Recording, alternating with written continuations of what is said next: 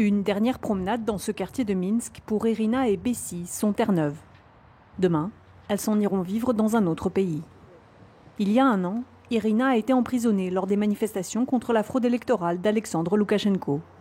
Cette expérience l'a marquée à jamais. Это было чудовищно, абсолютно невозможные условия, это невероятно грязно, душно, постоянно слышны крики.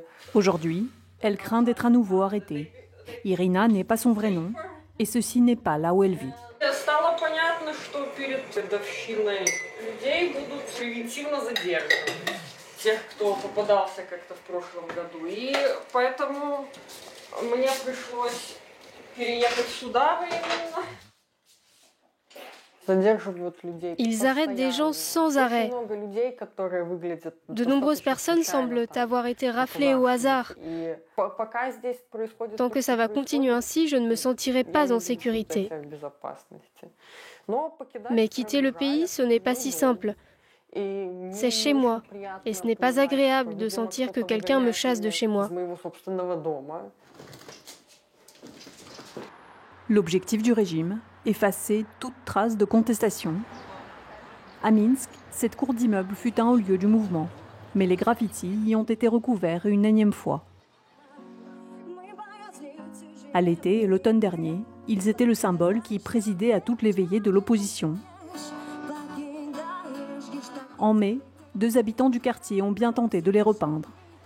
Aujourd'hui, ils sont en procès devant ce tribunal. Nous ne pouvons pas filmer à l'intérieur, mais l'épouse de l'un des accusés accepte de nous parler.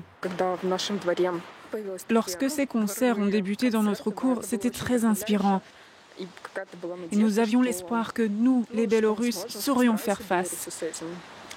Mais maintenant, à cause de ces répressions, de l'usage de la force, des poursuites pénales et des perquisitions incessantes, bien entendu, les gens sont dos au mur. Même si elle rêve de partir, elle ne peut pas le faire maintenant. Je ne peux pas abandonner mes proches.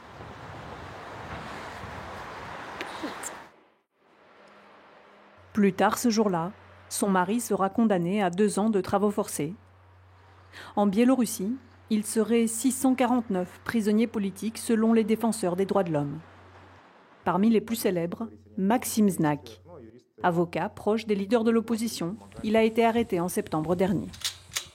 Son père, Alexandre, nous reçoit dans son village non loin de Minsk. Maxime lui a envoyé ce poème qui relate son procès. Тайный суд это ведь навсегда, ведь такое и в лете не тонет. Экстремистская группа, вранье, разве что призрак тройки кровавый и скрывающий имя свое. Эксперт в черном стыде балаклавы. Des lettres comme celle-ci, Alexandre et son fils s'en envoient tous les jours. Aujourd'hui, je lui ai envoyé ma 278e lettre. Je lui rappelle le souvenir de temps meilleurs, mais je ne lui parle pas de ce qui se passe dans le pays. Je suppose que c'est le genre d'information que nous n'avons pas le droit de lui transmettre. Malgré cela, certains courriers sont censurés. Aujourd'hui, nous en sommes arrivés à un point où c'est bien pire que durant l'Union soviétique. Bien pire, vous savez.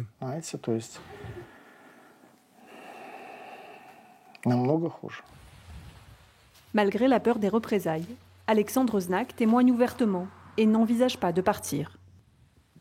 La principale richesse d'un pays, ce n'est pas tant ses paysages, mais les gens qui l'habitent. Et aujourd'hui, nous sommes en train de perdre nos concitoyens les plus compétents, nos spécialistes, nos docteurs, etc. Mais je ne les juge pas, non. Je constate juste que c'est une tragédie. À l'automne dernier, alors que tous les leaders de l'opposition étaient emprisonnés ou en exil, une grève générale a échoué à relancer la contestation. Parmi les bars et restaurants qui l'ont suivi, de nombreux furent fermés par mesure de rétorsion. Les ouvriers, eux, n'ont pas pu se mobiliser. À l'époque, Vitali était le leader syndical d'une usine de Minsk. Avec du recul, il comprend que le mouvement était voué à l'échec. On ne peut pas organiser une grève juste comme ça, avec des émotions et de l'enthousiasme. Les gens doivent être préparés au fait que les autorités feront tout pour les dissuader. Elles vont les menacer, les réprimer. Vitali fut renvoyé et condamné à une amende. Aujourd'hui, il est pasteur dans une église et poursuit malgré tout ses activités syndicales. Avec ma femme, nous avons longuement parlé de quitter le pays. Mais nous avons décidé de rester car nous n'avons rien fait d'illégal. Et si nous sommes condamnés pour ça, alors que pouvons-nous y faire? De très nombreux croyants étaient eux aussi en prison durant l'époque soviétique. À 1800 km de là, Tbilissi, capitale de la Géorgie. Irina montre son nouveau chez elle à Bessy. English and Russian. Девочка или мальчик? Девочка. Какая красавица! А откуда ты привезла? Мы только вчера прилетели. Вчера ночью. Красавица! Je me sens plus libre maintenant. C'est bon de pouvoir penser à autre chose et de ne pas ressentir cette paranoïa incessante que je ressentais en Biélorussie. C'est vraiment agréable. Il serait au moins 150 000 Biélorusses à avoir quitté le pays depuis août 2020, selon des estimations indépendantes.